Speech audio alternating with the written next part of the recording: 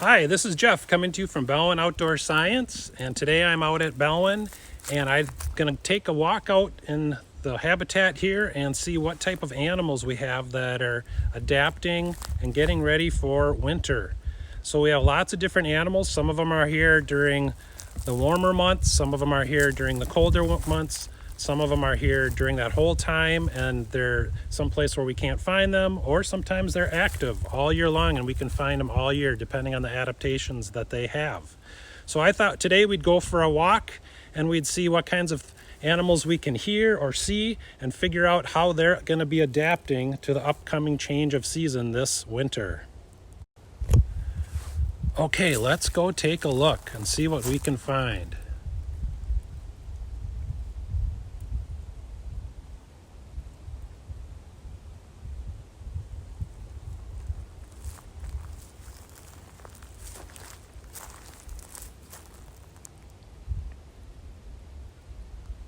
Oh, I think I see something.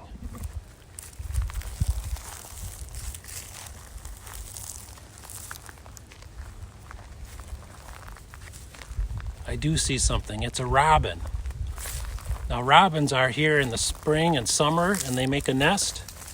They have feathers to fly and feathers to stay warm and a beak to find things to eat like worms. But when the ground gets frozen in a few weeks here and they can't get to the worms anymore, they're going to need to go someplace to find food. And so even though they have feathers, they do not have food here in the wintertime. So the robin will be heading south for the winter. Let's continue looking for some other animals. Maybe there's some in the woods. Now, I might make some noise because there's a lot of dead leaves that have fallen off the trees as they're getting ready for winter and adapting. So I'll try to be as quiet as I can. Oh, there's a wood pile. Sometimes animals are by a wood pile. Let's take a look.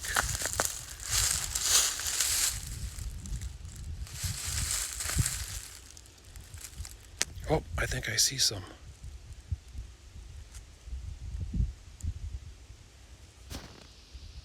Let's get closer.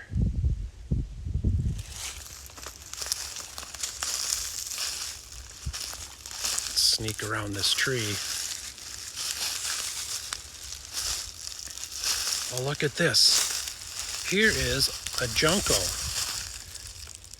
Juncos have feathers too, but they have a thick beak. So that beak can find seeds in the wintertime, meaning the junco can stay here in the winter.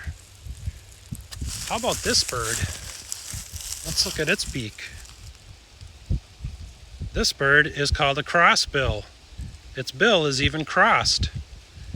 That is a perfect bill to open up seeds in a pine cone.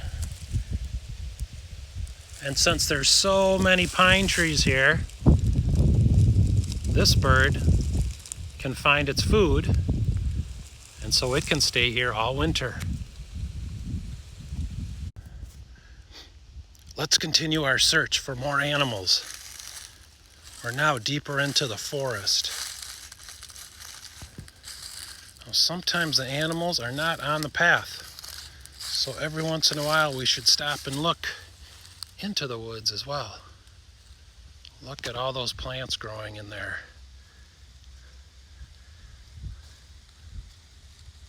Wait, did you see that? Now in Minnesota we don't have a lot of caves, but we have a lot of bear.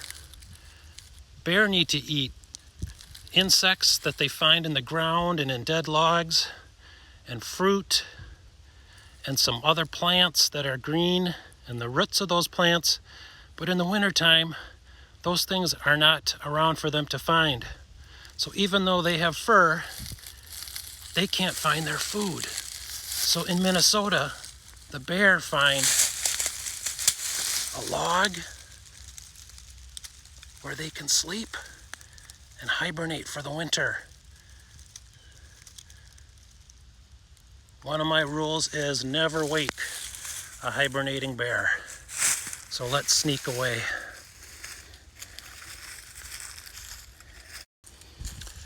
Okay, I'm almost done with my hike. Let's see if we can find anything else.